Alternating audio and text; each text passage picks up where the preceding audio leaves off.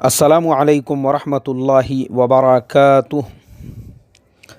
मोहतरम भाइयों, बुज़ुर्गों और दोस्तों, ये हमारा इस्लाही मुआशरा का 1054वां सबक है।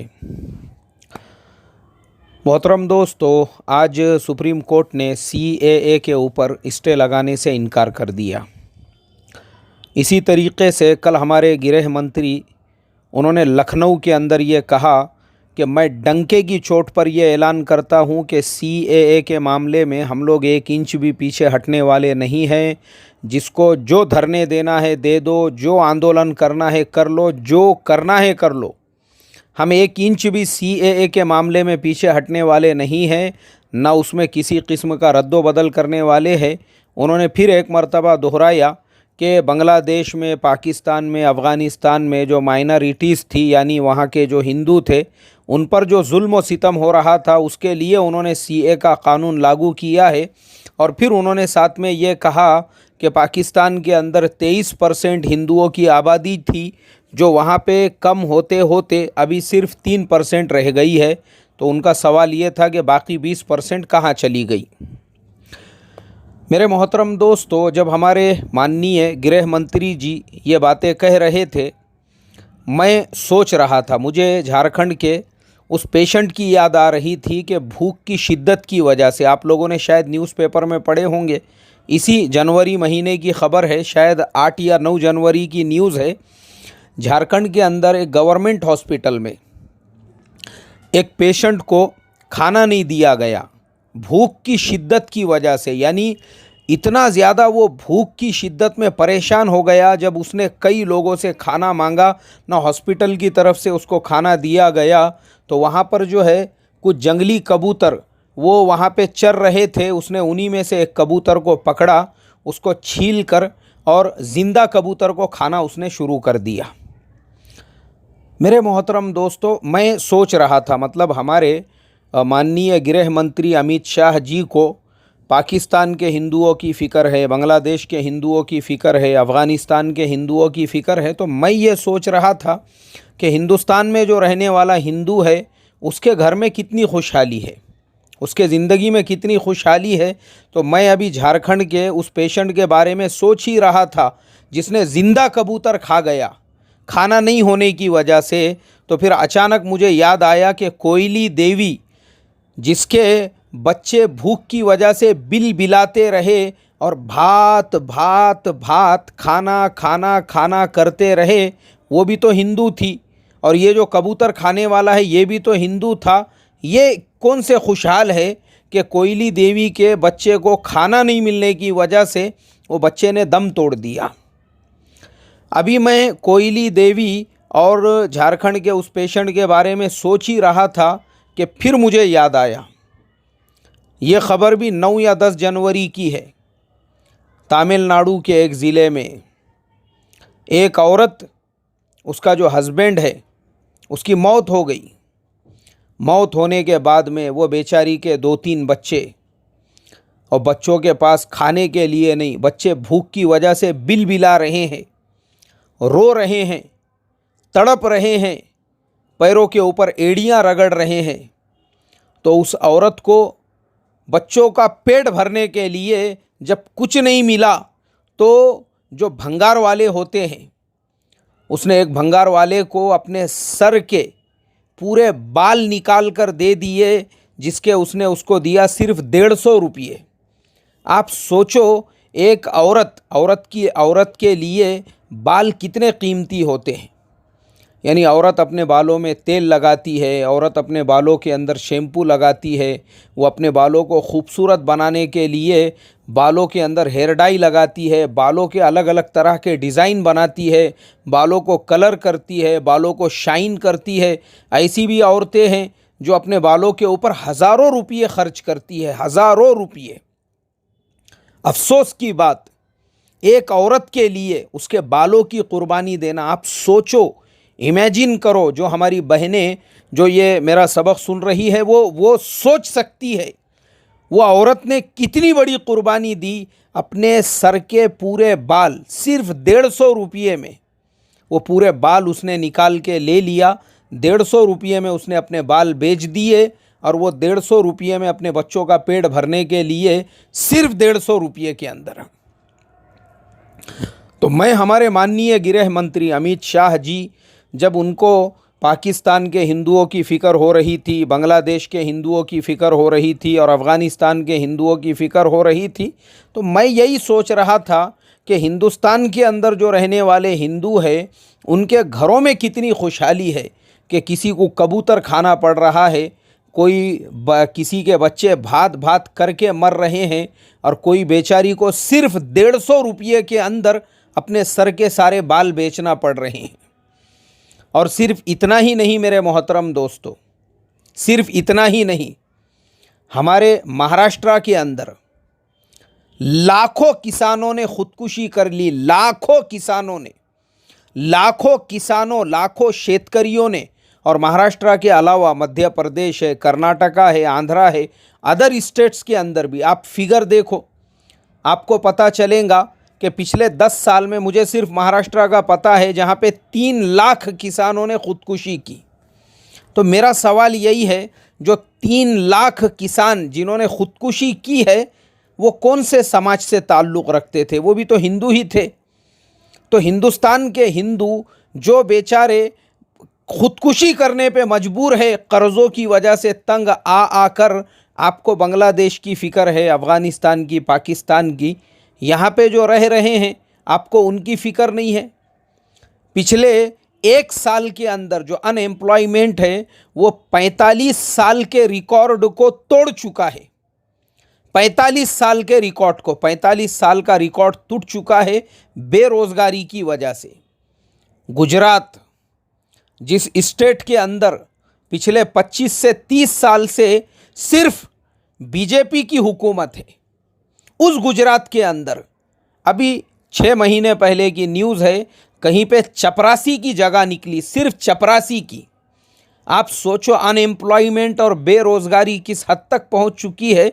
उसी गुजरात के अंदर चपरासी की वैकेंसी निकलती है, उसको भरने के लिए डॉक्टर, इंजीनियर्स, बड़े बड़े जिन्होंने मास्टर किया हुआ है, ऐसी डिग्री वाले, आप सोचो डॉक्टर और इंजीनियर्स जो चपरासी की जॉब करने के लिए तैयार है, उन्होंने भी उसके लिए फॉर्म भरे।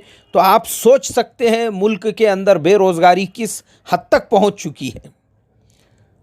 मेरे मोहतरम दोस्तों, मैं यही सोचने लगा कि भाई हमारे मुल्क के, और मैं आपको एक फैक्ट बताता हूं। मैं अभी दी लल्लन टॉप के ऊपर अंशुमान तिवारी, जो इंडिया टुडे के चीफ एडिटर है, उनका इंटरव्यू देख रहा था। तो अंशुमान तिवारी ने अपने इंटरव्यू में कहा कि सन 2000 में, मतलब जब 1999 जब ख़त्म हो रहा था और 2000 का सूरज जब तुलू होने वाला था, 2000 का सूरज जब निकलने वाला था, उस वक्त में APJ अब्दुल कलाम, उन्होंने देश की गवर्नमेंट के सामने ये बात रखी। उन्होंने कहा कि देखो, अगर हम अपने देश को कुछ बनाना चाहते हैं, अनएम्प्लॉयमेंट ख़त्म करना चाहते हैं, मुल्क के से गरीबी को दूर करना चाहते हैं, मुल्क को एक नमूना बनाना अगर हम चाहते हैं, तो हमको अभी से टारगेट लेकर चलना पड़ेगा 2020 का। मतलब आज 2000 है, 20 साल के बाद जब हम 2020 में रहेंगे तो वो इंडिया कुछ और होना चाहिए। उस इंडिया में कोई बेरोज़गार ना हो, उस इंडिया में कोई नंगा ना हो, उस इंडिया में कोई भूखा ना हो, उस इंडिया के अंदर कोई फाका कश ना हो। यानी वो एक अलग ही तरह का इंडिया होना चाहिए।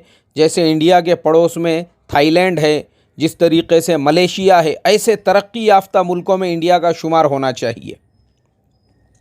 उसके लिए बाज़ाब्ता एक एजेंडा बनाया गया, उसके लिए कमेटियां बनाई गई, और हमको मालूम होना चाहिए उसी एजेंडे के ऊपर अमल करते हुए डॉक्टर मनमोहन सिंह जब देश के प्रधानमंत्री बने तो उनका 10 साल का जो कार्यकाल था, 10 साल का जो पीरियड था, उन्होंने एड़ी चोटी का पूरा जोर लगा के अपनी पूरी सलाहियतें लगाकर देश के GDP को ऊपर लेकर आ गए। अनएम्प्लॉयमेंट कम होने लगा, देश के अंदर तरक्की होने लगी। यानी ऐसी जो हमारी विकास दर है, जो हमारा तरक्की का जो फिगर है वो एकदम चौथे आसमान पे, सातवें आसमान पे पहुंचने लगा। और देखते देखते इंडिया का जो जीडीपी है वो चाइना से आगे बढ़ गया। डॉक्टर मनमोहन सिंह ने जीडीपी को 9.5% तक लेकर चले गए। दुनिया देखते हुए दंग रह गई। अब मैं आपको बताता हूँ, उसी पीरियड के अंदर यानी चाइना इंडिया साथ साथ चल रहे थे। दोनों भी एक साथ में ही दोनों की तरक्की शुरू हुई, क्योंकि चाइना में भी आज जो कुछ भी डेवलपमेंट है पूरे चाइना के अंदर, ये सिर्फ 20 साल का डेवलपमेंट है। 20 साल पहले चाइना और इंडिया दोनों में कोई ज़्यादा फ़र्क नहीं था, और 30 और 40 साल अगर हम पीछे जाएंगे तो हमको नज़र आएगा कि इंडिया चाइना से बहुत अच्छा था, कि चाइना में फाका कशी थी, चाइना में इतनी गुर्बत थी, इंडिया बहुत आगे था चाइना से। लेकिन चाइना को वैसे लोग मिले, सिस्टम चलाने वाले, निज़ाम चलाने वाले, तो 2000 के अंदर शी जिनपिंग जो है उस वक्त से ही चाइना के राष्ट्रपति है, जो अभी तक है। और अब तो चाइना की पार्लियामेंट में बिल पास हुआ, वो जब तक जिंदे है वही राष्ट्रपति रहेंगे। रीज़न क्या है उसका? वो भी इस टारगेट को लेकर चले कि हम भी जब 2020 में रहेंगे तो एक अलग तरह का चाइना होना चाहिए, जो चाइना अमेरिका से किसी भी लाइन से कम ना हो, किसी भी तरह से अमेरिका से छोटा ना हो। उन्होंने अपना एक टारगेट लेकर चले, चाइना में कोई नंगा ना हो, चाइना में कोई भूखा ना हो, चाइना के अंदर कोई बेरोज़गार ना हो। अब हम 2020 तक जब अपना सफ़र शुरू करते हैं तो चाइना तो शी जिनपिंग के रहबरी के अंदर और उनकी क़ियादत के अंदर आगे बढ़ता रहा। लेकिन हमारे मुल्क में डॉक्टर मनमोहन सिंह जब तक थे वो अपने टारगेट को लेकर चले। 2014 के अंदर लोगों ने प्राइम मिनिस्टर, आज जो हमारे प्राइम मिनिस्टर है पीएम मोदी साहब को जो वोट दिया था वो सिर्फ डेवलपमेंट के नाम पर दिया था। इन्होंने लोगों को एक तस्वीर दिखाई थी कि बहुत हो गई गरीबी की मार, अब की बार मोदी सरकार, बहुत हो गई क्या कहेंगे उसे, बेरोज़गारी की मार, और अब की बार मोदी सरकार। ऐसे बहुत सारे जुमले उसमें बनाए गए थे। लोगों ने डेवलपमेंट के नाम पर वोट दिए।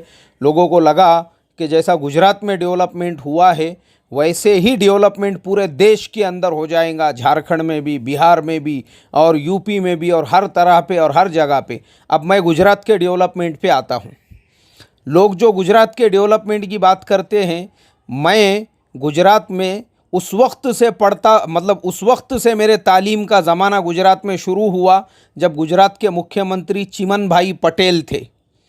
उसके बाद में केशुभाई पटेल गुजरात के मुख्यमंत्री बने। उसके बाद शंकर सिंह वाघेला गुजरात के मुख्यमंत्री बने, मुझे जहन में है अच्छी तरह से। तो चिमनभाई पटेल जिस वक्त में गुजरात के मुख्यमंत्री थे, मुझे याद है उस वक्त का गुजरात, उस वक्त भी गुजरात में ऐसे ही रोड थे, ऐसे ही रास्ते थे। उस टाइम पे भी गुजरात में 24 घंटे बिजली रहती थी। उस वक्त भी कभी लोड शेडिंग होती नहीं थी। तकरीबन ये आज से 27-28 साल पहले की बात है। तो आप अंदाज़ा लगा सकते हैं गुजरात के अंदर रोड, रास्ते, बिजली ये बहुत पहले से है। लेकिन लोग वहाँ पे कभी गए नहीं, बेचारों को मालूम ही नहीं था। लेकिन इन्होंने जब मीडिया आया, मीडिया आने के बाद ज़्यादा से ज़्यादा उसका शो ऑफ किया, तब जाके लोगों को लगने लगा कि गुजरात में कुछ अलग ही तरह का डेवलपमेंट है, क्या मालूम। तो ये देखकर बेचारे गांव के, खेड़े के, देहातों के लोगों ने इनको वोट दिए। 2014 में इनकी हुकूमत बन गई। अब हम अपनी आंखों से देख रहे हैं, जो जीडीपी को मनमोहन सिंह 9.5% पे लेकर गए थे, आज वो 2.5% तक है रियल फिगर में। लालू प्रसाद यादव 5 साल तक रेलवे मिनिस्टर रहे और हर साल रेलवे वो प्रॉफिट के अंदर रहता था। आज वही रेलवे को इन्होंने प्राइवेट कंपनियों को बेच दिया। बीपीसीएल जो गवर्नमेंट की कंपनी थी वो बिक गई, ओएनजीसी वो बिक गई, जेट एयरवेज का रातों रात दिवालिया निकल गया। एक झटके में 1.5 लाख लोगों की नौकरियां चली गई, और अब इंडियन एयरलाइंस भी जो है वो बिकने की कगार पर है। तो मेरे मोहतरम दोस्तों, फिर मैं अपनी बात जहां से शुरू किया था वहीं पर आता हूं कि हमारे माननीय गृह मंत्री को बांग्लादेश के हिंदुओं की फ़िक्र है, पाकिस्तान के हिंदुओं की फ़िक्र है, अफ़गानिस्तान के हिंदुओं की फ़िक्र है। तो मेरा फिर से वही सवाल कि हिंदुस्तान के हिंदू कितने खुशहाल हैं, जो बेचारे कंपनियां बंद होने की वजह से ख़ुदकुशी कर रहे हैं, पीएमसी बैंक के अंदर पैसे अटक गए, कई लोगों को हार्ट अटैक आ गया, उनकी जानें चले गई, वो सब भी हिंदू ही थे। तो मैं पहले ये रिक्वेस्ट और दरख्वास्त करूँगा कि जो ऑलरेडी इंडिया में है, जिनके बाप दादा इंडिया में पैदा हुए और यहीं पे उन्होंने जो है जन्म लिया, आप पहले इंडिया के हिंदुओं की फ़िक्र करो, ठीक है? मत करो मुसलमानों की फ़िक्र, नहीं चाहिए हमको आपसे कुछ। आपको हिंदुओं की ही फ़िक्र है ना, तो बांग्लादेश, पाकिस्तान, अफ़गानिस्तान वालों की बाद में करना। जो पहले आपके देश में रह रहे हैं उनके जॉब्स की, उनके कंपनियों की, उनके कारखानों की, उनके माल की, उनके घरों की, अरे उनके लिए फ़िक्र और उनके लिए कोशिश करो, तो मैं समझूंगा कि रियल में आपको अपने देशवासियों की फ़िक्र है। बस इसी बात पे अपनी बात को ख़त्म करता हूँ। अस्सलामु अलैकुम व रहमतुल्लाहि व बरकातुहू। जय हिंद।